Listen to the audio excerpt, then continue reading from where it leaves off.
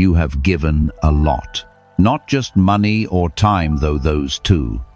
You have given your attention when you were already empty. You have given patience you didn't have. You have given versions of yourself that cost you more than the other person will ever know.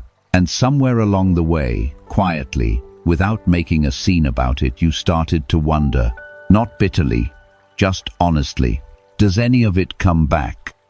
You watched people who seemed to give less receive more.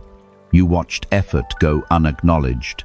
You gave, and the return, when it came at all, arrived smaller than what you sent, or from the wrong direction, or too late to matter in the way you'd hoped. So you did what anyone does after a long time of that. You didn't stop giving. You just started giving differently, a little more carefully, a little more guardedly, keeping a small record in the back of your mind, not proud of it, just honest. Buddhism doesn't call this failure. It calls this what happens when you don't yet understand how return works. Not whether it works. How? Because the tradition isn't naive about human suffering. It doesn't ask you to pretend that giving always feels rewarded, or that releasing things is easy, or that the universe is keeping some kind of generous ledger on your behalf. It doesn't promise you that. What it does say, and what I want to stay with for the next little while, is that there is something most of us get wrong about the direction of return, about where it comes from, about what actually opens the channel, and what quietly closes it without us noticing. There is one thing that determines whether what you release comes back to you. It has nothing to do with how much you gave, or how long you've waited, or how deserving you are. We'll get to it. But not yet. For now, just notice if any part of this already feels familiar. The giving that cost you, the waiting that wore you down, the quiet wondering that followed. You already know this feeling. That's where we begin. Teaching 1. The echo. Life returns what you emit. You've heard the word karma before, and if you're anything like most people, something in you resists it a little. It sounds too neat, too convenient. Do good, receive good. Do harm, receive harm. A cosmic accounting system that balances itself out in the end. That's not what karma means. Or, let me say it more carefully, that's not the part of karma that matters here. The original teaching isn't about reward and punishment. It's about echo. Imagine you're standing in a valley, surrounded by mountains. You shout something into the distance. A few seconds pass, and then your voice comes back to you exactly as you sent it. Not improved, not softened, not judged, just returned with the same shape it had when it left you. The mountain doesn't decide what to send back. It doesn't evaluate whether you deserve a kind echo or a harsh one. It simply returns what arrived. Buddhism observed that life works exactly this way. Not immediately, not obviously, not in ways your mind can easily track or predict, but with a consistency that becomes unmistakable. Once you start paying attention, life returns what you emit, not what you intend to emit, not what you wish you were emitting, what you actually are, underneath the performance, in the quiet moments when no one is watching. The tightness in your chest when you walk into a difficult conversation, that's what you're emitting before you say a word. The impatience you swallow but don't release, that's in the room with you. The gratitude you feel but forget to express, that's there too. Or rather, its absence is. Here is what most people miss. You are always broadcasting. Not just when you're being intentional about it, not just when you're trying to be generous or present or kind. In the third meeting of the day, when someone says something that makes no sense but you nod anyway, you're broadcasting. On the drive home, when you replay the argument that happened 2 weeks ago, you're broadcasting. At the dinner table, when your body is there but your mind is 3 days ahead, you're broadcasting. The valley doesn't wait for you to step up to the edge and shout deliberately. It picks up everything. This isn't meant to make you anxious. It's meant to make you honest. Because here's what changes when you really understand this. You stop asking why certain things keep returning to your life. The same kind of difficult relationship, different face. The same feeling of not being seen, different context. The same low-grade exhaustion that no amount of rest seems to fix. You stop asking why, and you start asking what. What am I sending out that keeps coming back in this shape? That's the question karma is actually asking. Not what have you done wrong, not how do you fix yourself. Just what is the echo telling you about the original sound? Today, notice it once, not all day once. The first interaction you have with another person, the energy you carry into it, not the words, not the intention, the actual texture of how you arrive. The valley is already listening. Teaching 2. The open hand, giving without expecting. There are 2 ways to give.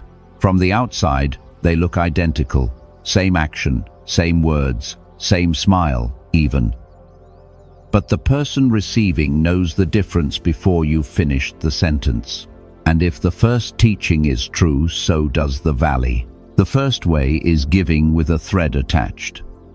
You do someone a favor, and somewhere in the back of your mind, a small ledger opens.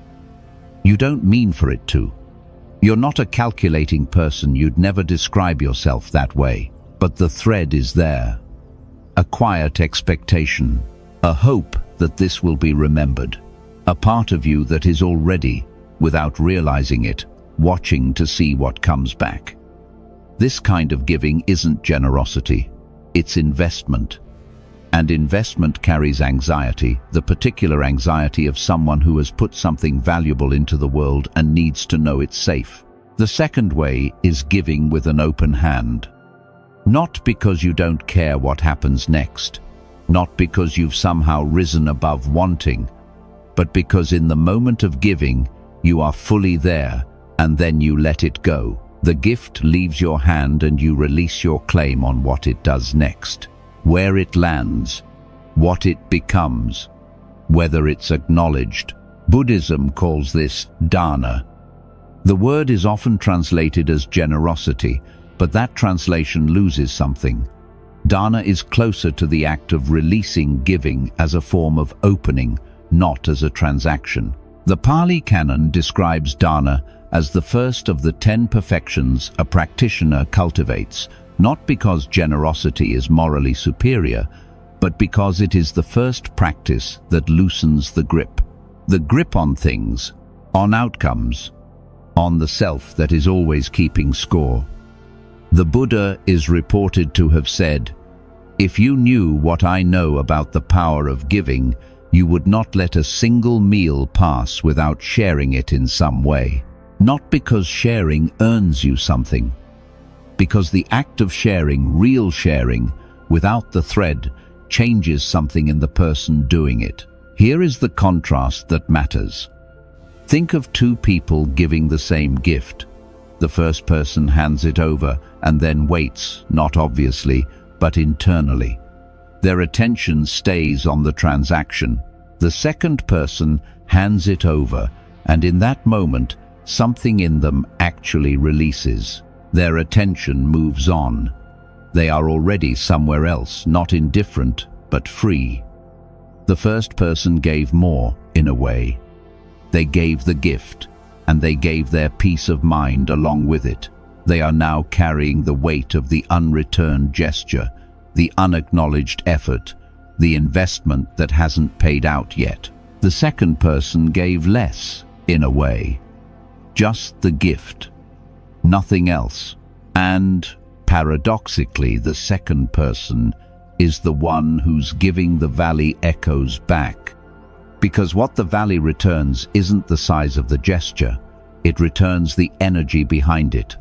And the energy of genuine Dāna, of giving without a thread, is clean. It doesn't carry the static of expectation. It doesn't arrive with conditions attached. And life, which is a precise mirror, reflects it back in kind. You already know what this feels like. Think of the last time you did something for someone and genuinely didn't need anything back. Maybe it was small. You let someone into traffic when you were already late, and something in you just didn't mind. Maybe it was larger, a kindness given in a moment when you had very little to spare, and yet giving it felt like relief rather than loss. That lightness afterward, that's not nothing. That's Dāna working not as a spiritual reward, but as the natural result of a hand that opened completely and then let go. This week, find one thing to give that no one will know came from you, not for credit, not even for the feeling, just to practice the motion, the hand opening, the release, the moving on. Notice what the valley sends back, not immediately, not from the direction you expect. Just notice. Teaching 3. The stagnant lake, what holding back really costs. There is a lake somewhere in the mountains. Water flows in from the peaks above, clean, cold, carrying minerals from stone it has moved through for centuries. The lake receives it, holds it, and for a while the water is clear. But there is no outlet, no river leaving, no stream finding its way downhill. Just water arriving and staying, accumulating, settling, going nowhere. At first you wouldn't notice anything wrong. The surface is still. The color is blue. It looks, from a distance, like peace. But stillness and peace are not the same thing. Without movement, without release, the water begins to change. Slowly at first, then unmistakably. What was once clear becomes clouded. What was once cold becomes warm in the wrong way. What was once carrying life begins, quietly, to work against it. The lake hasn't done anything wrong. It simply stopped letting go. Buddhism calls what happens in us the same process. The word is Upādāna, clinging, holding. The refusal to release what has already served its purpose. And the tradition is precise about something most of us prefer not to examine. The things we hold past their time don't stay neutral inside us. They don't just sit there, waiting. They change. They sour. They begin to cost us something we didn't agree to pay. Not because holding is morally wrong. Because holding is against the nature of things. Anicca, impermanence, is the first mark of existence in Buddhist teaching. Nothing is designed to be held forever. Not joy, not pain, not roles, not relationships, not versions of yourself that made sense once, but don't quite fit anymore. The current is always moving. And when you dam it, when you decide that this particular thing will not be allowed to pass, you don't stop the river. You just stop your own flow. Think about what you are holding right now. Not the obvious things, not the things you know you should release and have been meaning to, the quieter ones. The apology you haven't made, not because the moment hasn't come, but because making it would require admitting something you'd rather not admit. The version of a story about yourself that stopped being accurate years ago, but still feels safer than the uncertainty of a new one. The anger from a conversation that ended badly, that you've replayed so many times it has worn grooves in you, and that you return to, not because it helps, but because letting it go feels like letting the other person off the hook. That last one, that's the one worth sitting with. Because here is what Upādāna does that we don't expect. It convinces us that holding is an act of strength. That to release is to lose. That if you put down the grievance, you are somehow endorsing what caused it. That if you stop carrying the weight of what someone did to you, you are making peace with something that didn't deserve peace. But the lake doesn't hold the water to punish the mountains for sending it. The lake holds because it doesn't know how to open. And the cost, the slow clouding, the creeping stillness that looks like calm, but isn't that cost is paid entirely by the lake, not by the mountains, not by anyone else, by the one who is holding.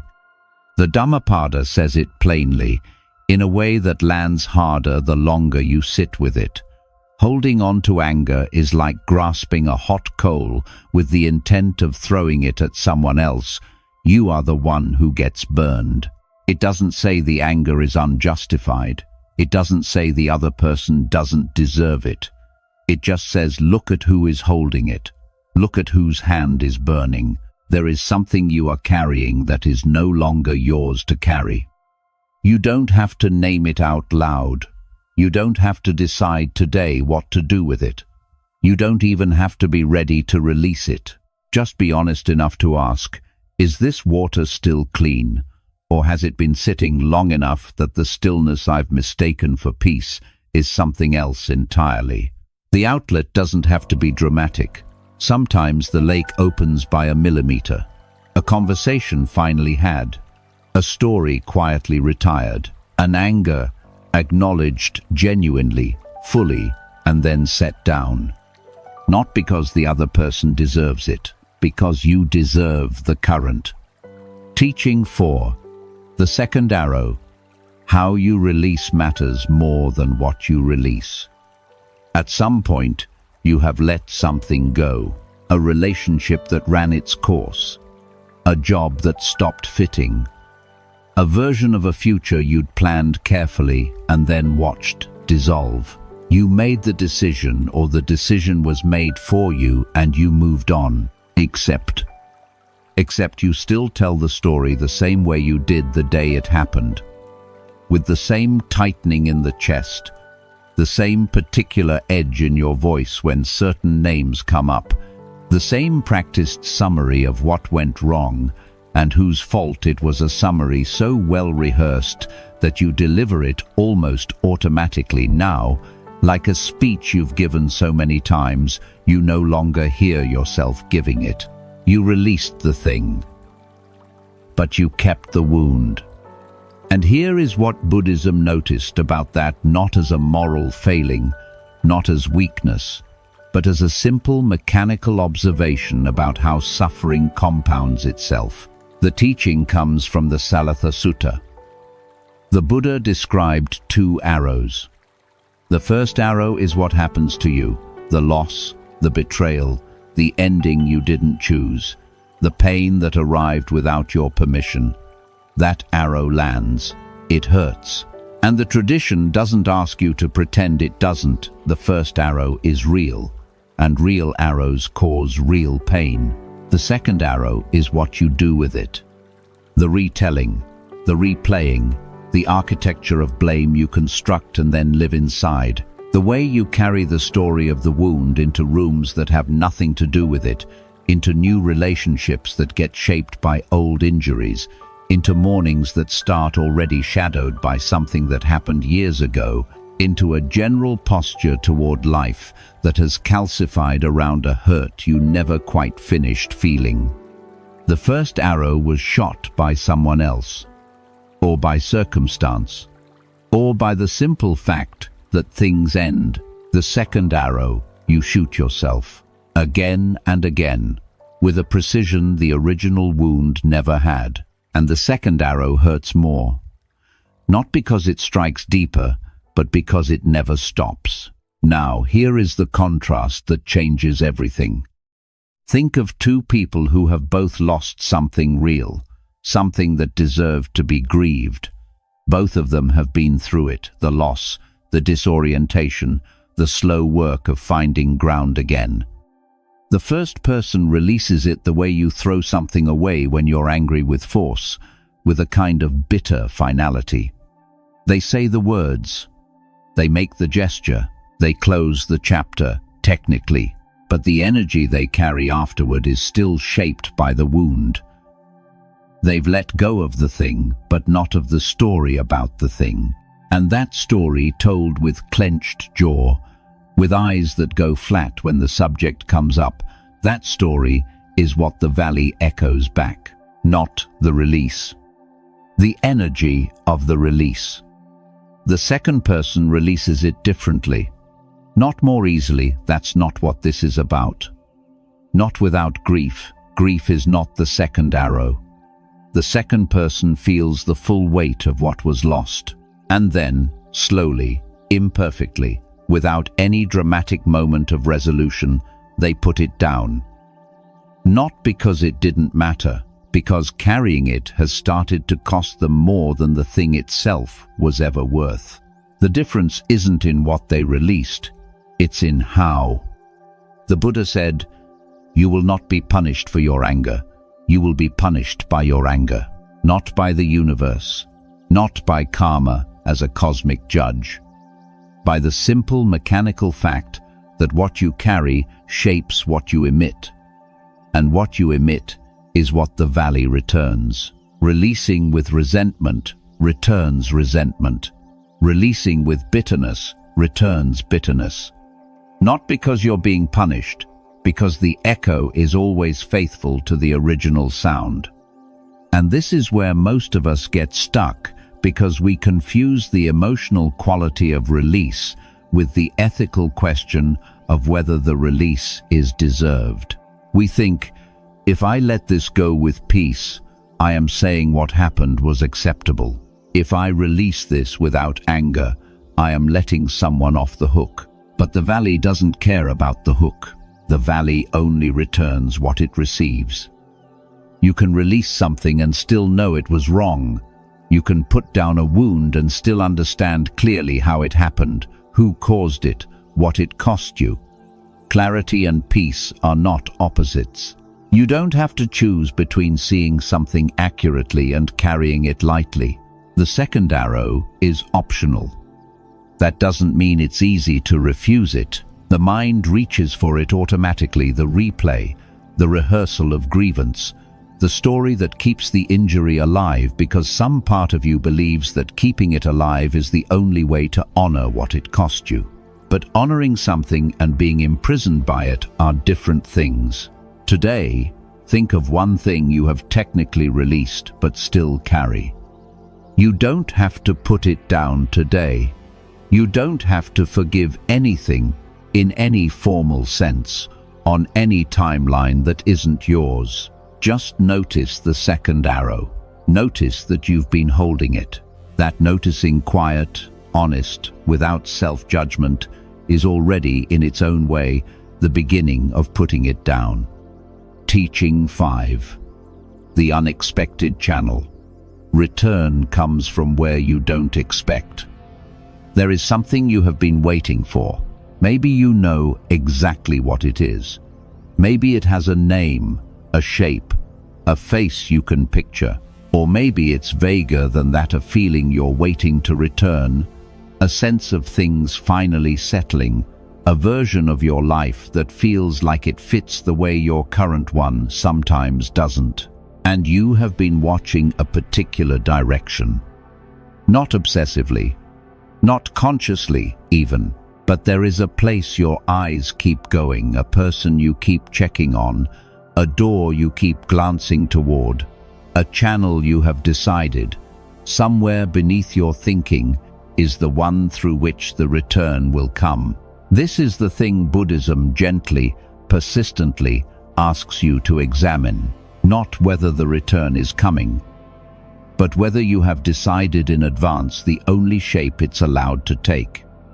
The teaching of Anicca impermanence is usually offered as a lesson about loss. Everything changes, nothing lasts. Hold loosely. That much most people have heard. But there is another face of impermanence that gets less attention. If nothing is fixed, if everything is in motion, moving through forms and channels and directions that no single mind can fully track, then the return you've been waiting for may already be arriving, through a door you haven't thought to look at, in a form your expectations haven't left room for, from a direction so different from the one you've been watching that you almost miss it entirely because it doesn't look like what you were waiting for. This is not mysticism. It is a precise observation about the nature of a mind that has decided it knows how things should work. Let me tell you about a farmer. He worked a field on the eastern side of a valley, had worked it for years, knew its soil, its moods, its particular relationship with rain. One season, after a difficult year, he planted carefully and deliberately. Good seed, proper depth, the right distance between rows. He did everything correctly. And then he watched the eastern field every morning, patient, attentive, willing. He watched for the green that would confirm the season was turning. Weeks passed. The eastern field remained bare, the soil too compacted that year. Something shifted in the drainage, reasons he couldn't fully explain. What he didn't notice because he wasn't watching was the western field, where seeds carried by wind from a neighboring plot had taken root in soil that happened that particular season to be exactly right, where something was growing quietly, without his planning, without his attention, without his permission. The harvest came from the west. Not because he had given up on the east, not because he had somehow willed the seeds westward, but because the land knows things the farmer doesn't, because growth follows conditions, not intentions, because the return, when it comes through the channel that is open, not necessarily the channel that was expected. The Buddha pointed to this again and again, not to encourage passivity, but to loosen the... If we could see the miracle of a single flower clearly, our whole life would change, the tradition tells us. Not because the flower is magical, because truly seeing it requires releasing, for a moment, the mental architecture of what we expected to see instead. You have given things, real things, things that cost you, and some of what you gave went to people who didn't return it, to efforts that didn't produce the outcome you worked toward, to hopes that dissolved before they became anything you could hold. Here is what the teaching of impermanence asks you to consider. That giving didn't disappear. Energy doesn't disappear. What you released with an open hand, even imperfectly open, even with some thread still attached, moved into the world and became part of its motion. It changed direction. It passed through hands you'll never know about.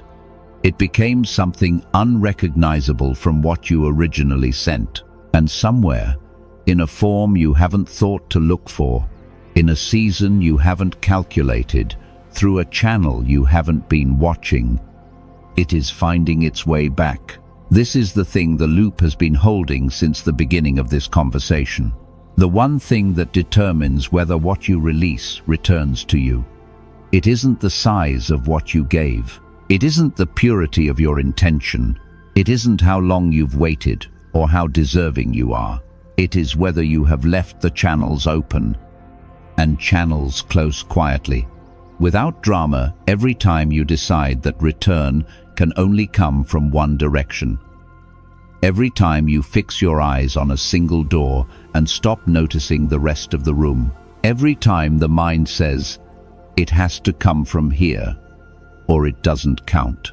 The farmer who only watches the eastern field will miss the western harvest every time.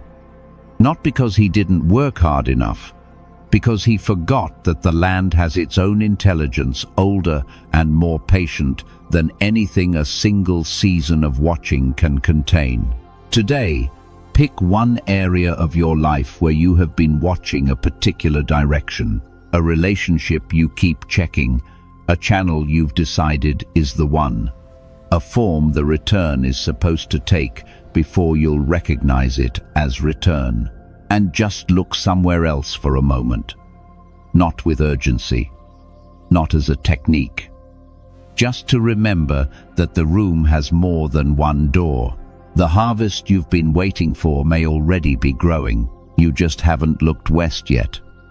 Teaching 6. The frequency you are. Being changes everything.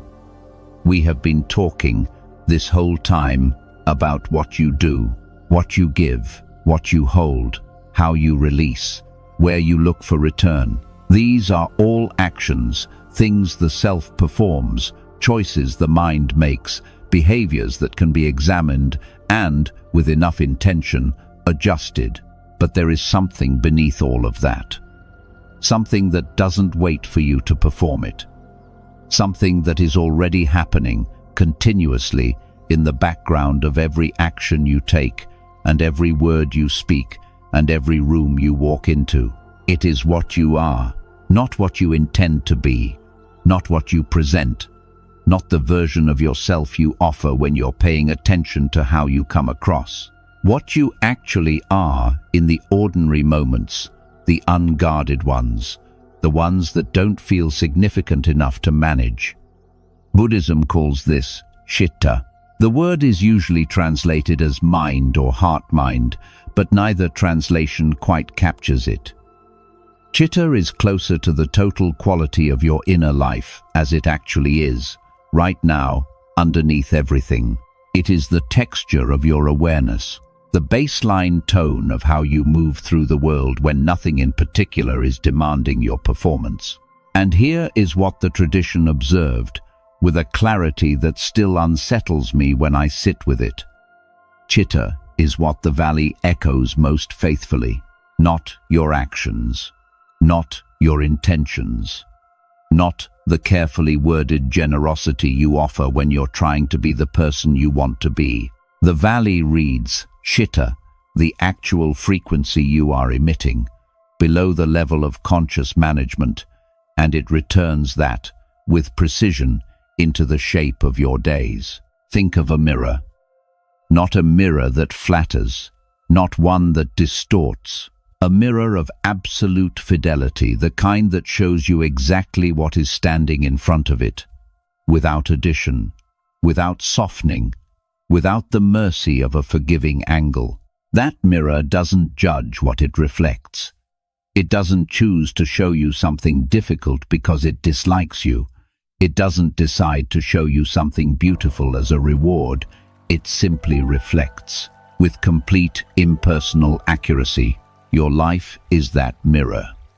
The quality of your relationships, not the dramatic moments, but the ordinary texture of how people respond to you, how they speak to you when they're not being careful, how much they open or close in your presence, that is the mirror showing you your citta. The recurring patterns you keep encountering, not the isolated incidents, but the themes that follow you across different contexts, different cities, different casts of characters. That is the mirror being faithful. The feeling you carry most consistently through your days, not the peaks and valleys, but the baseline, the undercurrent, the emotional weather that is simply there when nothing particular is happening. That is the mirror, giving you the most honest information you will ever receive about where you actually are. If you move through life in fear, not dramatic fear, just the low-grade chronic fear of someone who has learned that things can be taken away, fear finds you. Not because the universe is punishing you for being afraid, because the frequency of a person living in fear shapes every interaction they have, every risk they don't take, every connection they hold at arm's length. And the world, which is a faithful mirror, shows them more reasons to be afraid. If you move through life in gratitude, not performed gratitude, not the gratitude you express because it seems like the right thing to express, but the actual lived sense of someone who has genuinely noticed that there is something rather than nothing, reasons to be grateful find you. Not because you've earned them, because a person living in genuine gratitude is different to be around, different to give to, different to open toward. And the world, which is a faithful mirror, shows them more of what they're already oriented toward receiving. If you move through life, clenched, shoulders up, jaw tight, the permanent, low-level brace of someone waiting for the next thing to go wrong, the world meets you with the same tightness. Not as punishment, as reflection. This is the teaching that changes everything if you let it land, because it moves the question from what you are doing to what you are being. And those are not the same question. You can do generous things while being afraid. You can perform openness while being closed. You can say all the right words while the frequency underneath them tells a completely different story. And the valley, which doesn't listen to words, which only returns what it actually receives, will echo the frequency, not the performance. The Dhammapada opens with this: mind is the forerunner of all actions. All deeds are led by mind, created by mind. If one speaks or acts with a corrupt mind, suffering follows, as the wheel follows the hoof of an ox. If one speaks or acts with a serene mind, happiness follows, as a shadow that never departs, not as reward, as reflection, not someday. As the continuous, ordinary, unremarkable fabric of a life being shaped, moment by moment, by the quality of the awareness moving through it. This is where the earlier teachings collect. When you give with Dāna genuinely, without the thread, you are not just performing an action. You are being, for that moment, a person whose hand is open, and the valley doesn't return the action. It returns the being. When you release the second arrow, not perfectly, not all at once, but honestly, you are not just changing what you carry. You are becoming, gradually, someone who moves more lightly, and the valley returns that lightness. When you stop watching only the eastern field and allow for the possibility that return arrives through channels you haven't mapped, you are being, in that moment, a person whose awareness is genuinely open, not strategically open. Open, and the mirror shows you that. Now, and this is where I want you to stay for a moment, because this is the part that is easiest to intellectualize and hardest to actually do. You cannot change your Citta by deciding to. You cannot sit down and resolve to emit a different frequency the way you might decide to eat differently or go to bed earlier. Citta changes the way a lake changes slowly, through what flows into it and what is allowed to flow out. Through the accumulated weight of small moments, small choices, small practices that shift the baseline so gradually you almost never notice it happening. But it does happen, and it starts with something so simple it almost doesn't feel like enough. Today, not all day, not as a practice, just once find one ordinary moment and be actually present in it. Not the presence you perform, not the mindfulness you've heard about. Just genuine contact with what is actually happening in the actual room you are actually in, with the actual person in front of you, or the actual silence around you. One moment of Citta that is genuinely clear. The valley receives it, even when you don't notice, even when it feels too small to matter. Especially then. Teaching 7. The deepest paradox. The law only works when you stop using it. I need to tell you something about everything we've covered so far, and I want to be careful here, because this is the part that is easiest to hear incorrectly. And if you hear it incorrectly, it undoes everything that came before it.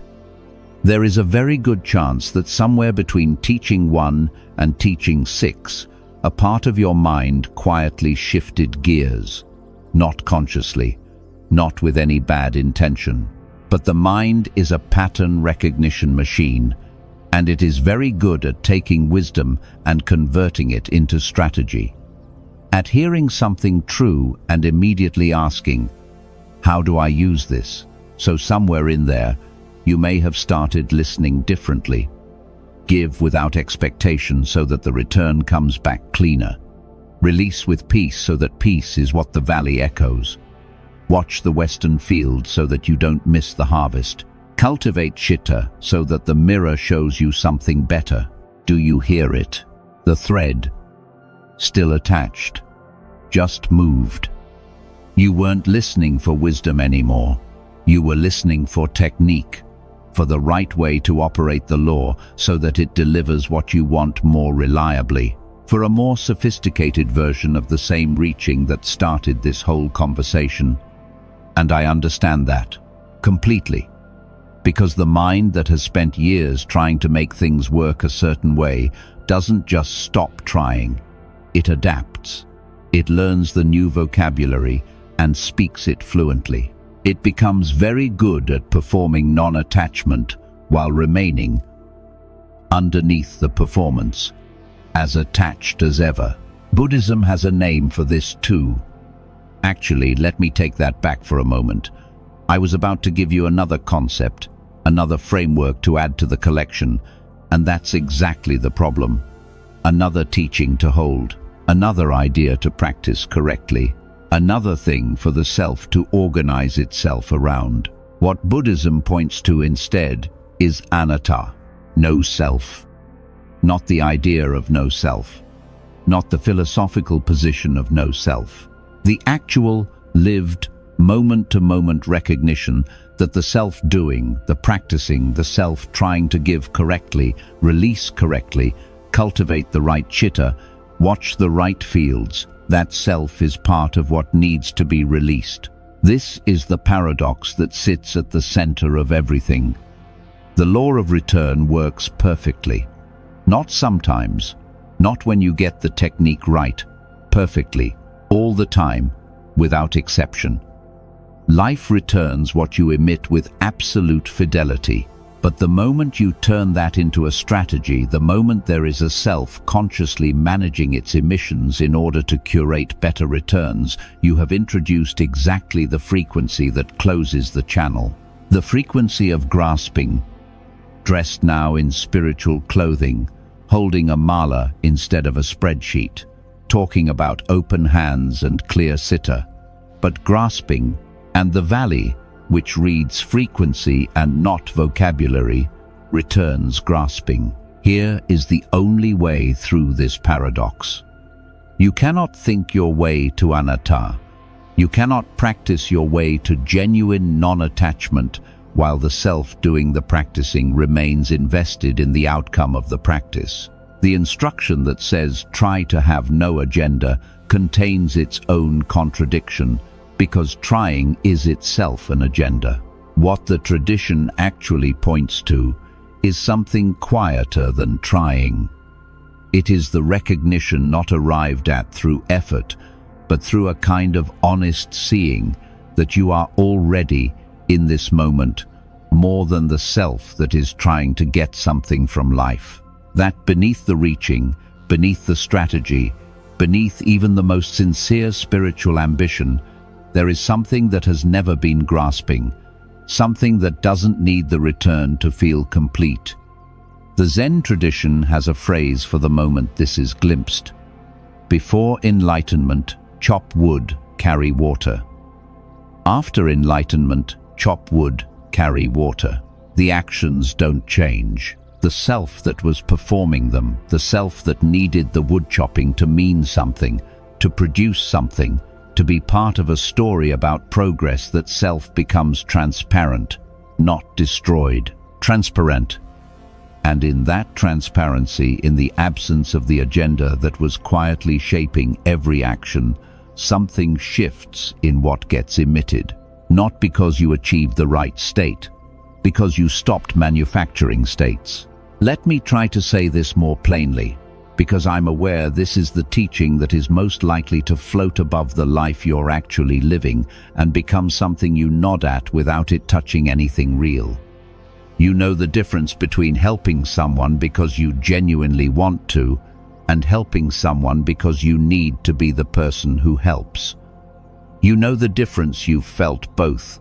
The first has a quality of ease to it, an absence of self-consciousness, a sense that you are simply doing what the moment called for. The second has a quality of effort, of performance, of a transaction happening underneath the generosity. The first is Anattā in action, not as philosophy, as the ordinary experience of a self that, for that moment, got out of its own way. The second is the self that has learned to perform giving while still fundamentally oriented toward what giving gets it. The entire path of these 7 teachings, if followed with the part of the mind that turns everything into a project, leads to a more sophisticated version of the second. Followed differently, not as a system to master, but as a series of mirrors to look honestly into it, leads gradually, imperfectly, toward the first. The question is not, have I learned to give correctly? The question is there still a self here that needs to be recognized for its generosity? Not as self-criticism, as honest seeing. Because honest seeing is itself a form of release. The moment you genuinely notice the thread, not judge it, not try to cut it, just see it clearly, something in the grip loosens. Not through effort, through the simple fact that you cannot simultaneously see a thing clearly and be completely unconscious of it. This is why there is no practice for teaching 7. Not because it doesn't matter, because a practice would give the self something to do, another way to manage itself toward a better outcome, another technique for optimizing the return. Instead, just sit with the question that the whole of this conversation has been quietly circling. Not, how do I make life give back more? But, who is the one doing the asking? Look at that one honestly, not with the intention of dissolving it or transcending it or becoming someone different. Just look. Because the looking itself genuine, undefended, without an agenda about what it's supposed to find, that is already, in the most literal sense, what it means to open the hand, not as metaphor, not as teaching, as the simplest thing you can do, right now, in the life you are actually living. The law of return has been operating this entire time. You didn't need to learn it. You only needed to stop working against it. And working against it, this is the final thing, looks less like obvious grasping and more like the quiet, persistent, entirely understandable effort of a self that has been trying, for a very long time, to make sure it receives what it deserves.